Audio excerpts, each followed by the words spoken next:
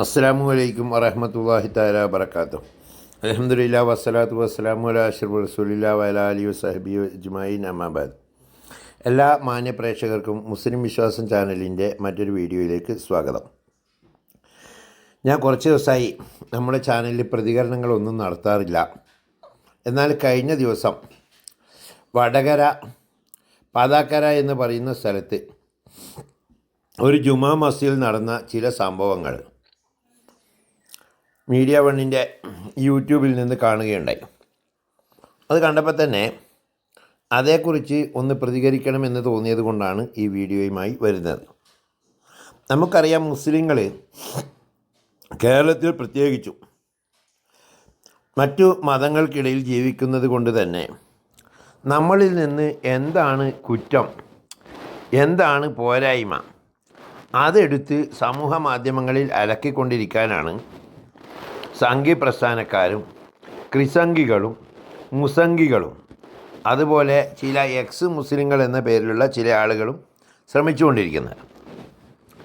അതിനിടയിലാണ് ഈ വാർത്ത പുറത്തു വരുന്നത്. എന്താ സംഭവം എന്ന് പറഞ്ഞു കഴിഞ്ഞാൽ, ഈ പാതാക്കര ജുമാഅത്ത് പള്ളി, അവിടെ ഒരു കമ്മിറ്റിയുണ്ട്, മഹല്ലുകാരെല്ലാം കൂടി തിരഞ്ഞെടുത്തത്. അത് EK വിഭാഗം സമസ്തയുടെ അണ്ടറിലുള്ളതാണ്. അപ്പോൾ എന്ത് ചെയ്ത് അവിടെ ഖത്തീബിനെയും മുക്രീനെയൊക്കെ നിയമിക്കാനുള്ള അവകാശമൊക്കെ സാധാരണ എല്ലാ മഹലിലും ഉള്ളതുപോലെ അതാത് കമ്മിറ്റി തന്നെയാണ് ചെയ്തു വരുന്നത്. എന്നാൽ ഇപ്പോൾ അടുത്ത കാലത്ത് AP വിഭാഗത്തിലെ കുറച്ച് ആൾക്കാർ കൂടിയിട്ട് ഒരു തർക്കം ഉന്നയിച്ചു. ഖത്തീബിനെ വെക്കാനുള്ള അവകാശം നമുക്ക് വേണം, ഇനി ഖത്തീബ് നിങ്ങൾ ആളായാലും വേണ്ടിയില്ല, മുക്കറി നമ്മളാളായിരിക്കണം, അയാളാണ് വാളെടുക്കേണ്ടത് എന്നും പറഞ്ഞ് സീനുണ്ടാക്കുകയും ജുമുഅ നിർത്തിവെക്കേണ്ട സാഹചര്യവും ഉണ്ടായി. അവിടെ ഏറ്റവും എനിക്ക് അഭിനന്ദനാർഹമായി തോന്നിയത്, അവിടെ ഒരു SI ഇവരോട് സംസാരിക്കുന്നുണ്ട്. ഇവരോട് പറയാന്ന്, എന്താ നിങ്ങളെ ആവശ്യം? അപ്പോൾ ഒരു കൂട്ടർ പറഞ്ഞു, നമ്മൾ മഹല്ല് കമ്മിറ്റി തീരുമാനിച്ച പോലെ ഖത്തീബ് മുക്കറി വാളെടുക്കണം, ഖത്തീബ് ഖുത്ബ നടത്തണം, ജുമുഅ നിസ്കരിക്കാം. അപ്പം മറ്റവരോട് ചോദിച്ചു, എന്താ നിങ്ങളുടെ ഡിമാൻഡ്? അപ്പോൾ അവർ പറഞ്ഞു, വാളെടുക്കേണ്ടത് ഞങ്ങളുടെ ആളായിരിക്കണം, അല്ലാണ്ട് ജുമുഅ എടുക്കാൻ പറ്റൂല. അപ്പോൾ ഈ പോലീസ് ഓഫീസർ ഇവരോട് പറഞ്ഞു കൊടുക്കുകയെന്ന്, മക്കളെ നിങ്ങളൊരു കാര്യം മനസ്സിലാക്കേണ്ടത്, നിങ്ങളെ കമ്മിറ്റി എന്താണെന്നോ മഹല്ല് എന്താണെന്നൊന്നും എനിക്കറിയില്ല, പക്ഷേ പോലീസിന് ക്രമസമാധാനം പാലിക്കുക എന്നൊരു ദൗത്യമുണ്ട്. അതിൻ്റെ ഭാഗമായിട്ട് നിങ്ങളിങ്ങനെ പ്രശ്നമാക്കി കഴിഞ്ഞാൽ എനിക്ക് പള്ളി പൂട്ടേണ്ടി വരും. അങ്ങനെ പള്ളി പൂട്ടിക്കഴിഞ്ഞാൽ നിങ്ങൾ വിചാരിച്ച പോലെ ഇപ്പോഴത്തെ കാലത്തെ തുറക്കൽ എളുപ്പമല്ല. അദ്ദേഹം പറഞ്ഞത് 100% ശരിയാണ്. കാരണം ഇപ്പം നമ്മൾ ഏതെങ്കിലും ഒരു പള്ളി പൂട്ടിയാലേ അത് തുറക്കൽ എന്ന് പറഞ്ഞാൽ 100 കൂട്ടം പ്രശ്നങ്ങളാണ്. അതിലിടക്ക് വേറെ ആരെങ്കിലും അതിൻ്റെ അടിയിൽ എന്തെങ്കിലും ശിവലിംഗം ഉണ്ടായിരുന്നോ വിഗ്രഹം ഉണ്ടെന്നോ പറഞ്ഞു വന്നാൽ അത് പൊളിക്കുകയും പരിശോധിക്കുകയും ചെയ്യുന്നത് നാട്ടിലാണ് നമ്മൾ ജീവിക്കുന്നത്.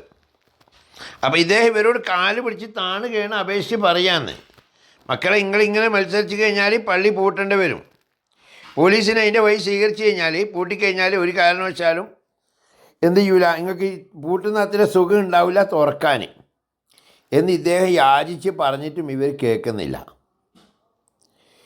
എന്നിട്ട് ലാസ്റ്റ് ജുമുഅ അടക്കാതെ പിരിഞ്ഞു എന്നും ചിലർ പറയുന്നുണ്ട്, ചിലർ പറയുന്നത് കേട്ട് ജുമുഅ നടന്നു എന്നും പറയുന്നുണ്ട്. എന്താണ് യഥാർത്ഥത്തിൽ സംഭവിച്ചതെന്ന് ആർക്കെങ്കിലും അറിയാമെങ്കിൽ ഈ കമൻറ്റ് ബോക്സിൽ രേഖപ്പെടുത്തണം. ഏതായാലും എന്തിൻ്റെ കേടാണ് ഇവർക്ക് എന്നാണ് എനിക്ക് മനസ്സിലാകാത്തത്. നമ്മുടെ പള്ളികളിലൊക്കെ ജുമുഅ അടക്കലുണ്ട്, പല വിഭാഗ ആൾക്കാരും ഓരോ മഹല്ലിലുണ്ട്. അതിൽ സുന്നിയും മുജാഹിദും ജമാഅത്തും APയും EKയും എന്ന് തുടങ്ങി എല്ലാം കൂടിയതാണല്ലോ നമ്മൾ മുസ്ലിങ്ങൾ എന്ന് പറയുന്നത്. അപ്പോൾ നമ്മൾ ജുമുഅക്കൊരു പള്ളിയിൽ പോകുമ്പോൾ അവിടെ ആകെ നമുക്ക് ചെയ്യാൻ ഒറ്റ കാര്യമുള്ളൂ. ചിലപ്പോൾ നമുക്ക് അടുത്ത മൊയ്ലാരോട് എതിരുണ്ടാകാം, അല്ലെങ്കിൽ മുക്രീനോട് എതിരുണ്ടാകാം. പക്ഷേ നമ്മൾ ചിന്തിക്കേണ്ടത്, നമ്മളെ നാട്ടുകാർക്ക് എല്ലാവർക്കും കൂടിയിട്ടുള്ള തീരുമാനപ്രകാരം അവിടെ നിശ്ചയിച്ചിരിക്കുന്ന കമ്മിറ്റിയാണ് ഈ മൊയ്ലാർമാരെ വെക്കുന്നത്. അപ്പോൾ അതുകൊണ്ട് തന്നെ അതിനങ്ങ് അംഗീകരിച്ചു കൊടുത്തെന്ന് വെച്ചിട്ട് വലിയ കുഴപ്പമൊന്നുമില്ല. അതിനിപ്പോൾ ഞാൻ വിശ്വസിക്കുന്ന ഒരാളെ ഞാൻ നാളെ ഒരാളെ കൊണ്ടുവന്നിട്ട് ഞാൻ പറയാമെന്ന് നമ്മളെ പള്ളിയിൽ പോയിട്ട് അയാളെ ഇവിടെ ഖത്തീബാകാൻ പറ്റുള്ളൂ എന്ന് പറഞ്ഞാൽ ബാക്കിയുള്ള നാട്ടുകാർക്കും കൂടി എൻ്റെ ചിന്താഗതി വേണ്ടേ? ഉണ്ടാവില്ല. അപ്പം നമ്മുടെ മഹല്ല് സംവിധാനം നിലനിൽക്കുന്നത് തന്നെ എന്തിൻ്റെ അടിസ്ഥാനത്തിലാണ്?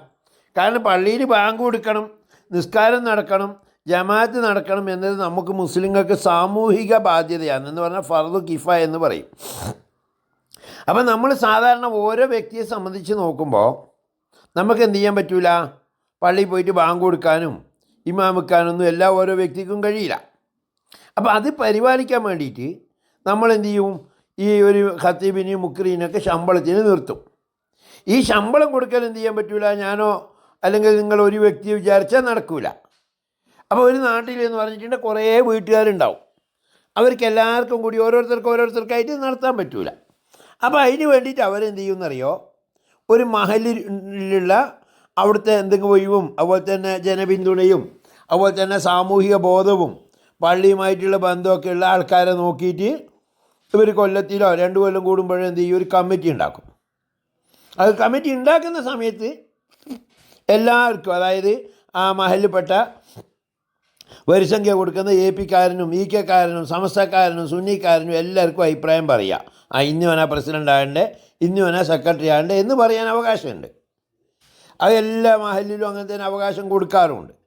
അങ്ങനെ ലാസ്റ്റ് എന്ത് ചെയ്യും, ഇതെല്ലാം കൂടിയിട്ട് ഒരു കമ്മിറ്റി ഉണ്ടാക്കും. ഇപ്പോൾ ഓരോരുത്തർ നിർദ്ദേശം ചെയ്ത ആൾക്കാരും അവരെ ജനപിന്തുണക്കനുസരിച്ച് എല്ലാവരും കൂടി സപ്പോർട്ട് ചെയ്തിട്ടാണ് എന്ത് ചെയ്യുന്നത്, ഈ മഹല്ല് കമ്മിറ്റി രൂപപ്പെടുന്നത്.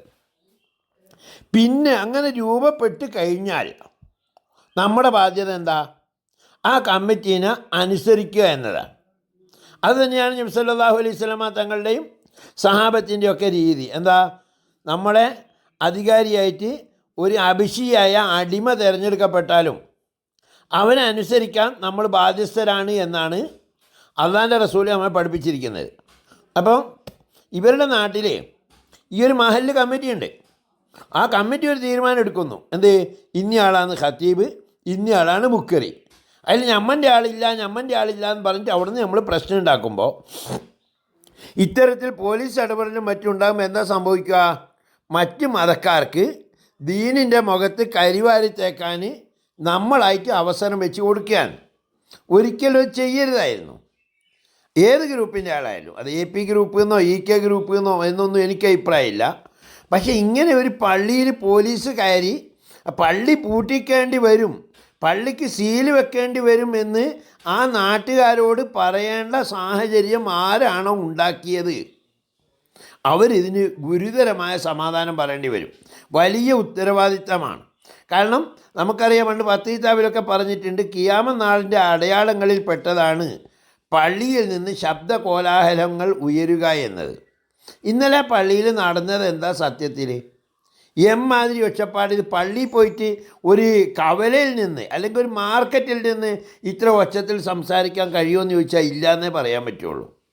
അപ്പോൾ എന്നിട്ട് ആ പോലീസ് ഓഫീസർ ഇവരോട് പറഞ്ഞു കൊടുക്കുക, നിങ്ങളിങ്ങനെ ബഹളം വെക്കല്ല, ഇത് പള്ളിയല്ലേ, നിങ്ങൾ ആരാധിക്കുന്ന സ്ഥലമല്ലേ, ഇവിടുന്ന് ഇങ്ങനെ ഒച്ചപ്പാടുണ്ടാക്കാൻ പറ്റുമോ, നിങ്ങൾ മറ്റു മതക്കാരൊന്നും അല്ലല്ലോ, നിങ്ങൾ മുസ്ലിങ്ങളുടെ പള്ളിയിൽ നിന്ന് നിങ്ങൾ മുസ്ലിങ്ങൾ തന്നെ ഇങ്ങനെ ഒച്ചയുണ്ടാക്കിയാലേ മറ്റുള്ളവരെന്താ കരുതുക എന്നൊക്കെ ഈ പോലീസ് ഓഫീസർ ഈ നാട്ടുകാരോട് പറയുമ്പോൾ എത്രത്തോളം നമ്മുടെ സമൂഹം ഈ പള്ളിയും അതുപോലെ തന്നെ നമ്മുടെ മഹല്ലുമായിട്ട് ഇതിൻ്റെ പേരിൽ എന്ത് അഭിമാനവും അഭിമാനക്കുറവും ഉള്ളത്. പള്ളിയിൽ ഏതെങ്കിലും ഒരു ഖാദി അല്ലെങ്കിൽ ഒരു ഖത്തീബ് ഖുതുബ ഓതി അയാൾ ഇമാമത്ത് നിന്ന് നിസ്കരിക്കുന്നു, നമ്മൾ വേക്ക് തുടർന്ന് നിസ്കരിക്കുന്നു, നമ്മൾ ദ്വാരക്കാൻ നിൽക്കുന്നു, ഇല്ലേ പോയിരുന്നു, ഒറ്റ കഴിഞ്ഞു. അതേപോലെ തന്നെ മുക്കരീൻ്റെ അവസ്ഥ, അയാൾ മാശര വിളിച്ചു. ഈ മാശര വിളിക്കുക എന്ന് പറയുന്നത് അതിന് വേണ്ടിയിട്ടാണ് ഇപ്പോൾ തിരക്കുണ്ടായത്. ഈ മാശര വിളിക്കുക എന്ന് പറയുന്നത് എന്താ സംഭവം, നമ്മളെ സുന്നിയക്ക് മാത്രമേ ഉള്ളൂ.